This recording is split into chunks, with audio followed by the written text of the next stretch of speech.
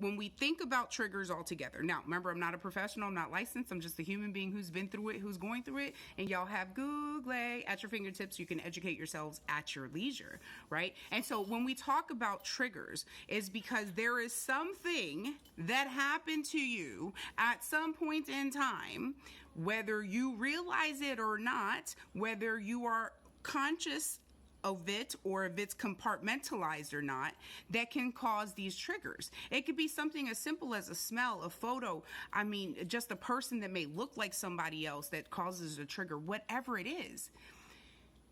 And usually those triggers will come with either very, very much sadness. It causes emotions to come out that are related to sadness. And in some cases, it's anger. And it's just like that enraging feeling, you know. And sometimes we're like, how dare they trigger me? You know, how dare that candle scent trigger me while you're in a public bathroom, right?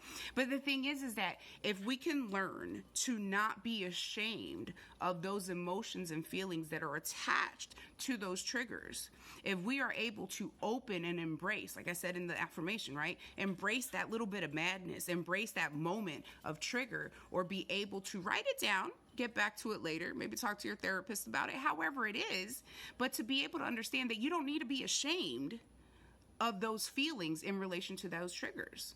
Now, how we react to those triggers is different, and everybody does it differently. It depends on where you stand. It depends on whether or not you want to be able to get to the root of the trigger to be able to know how to handle it going forward. And that is possible.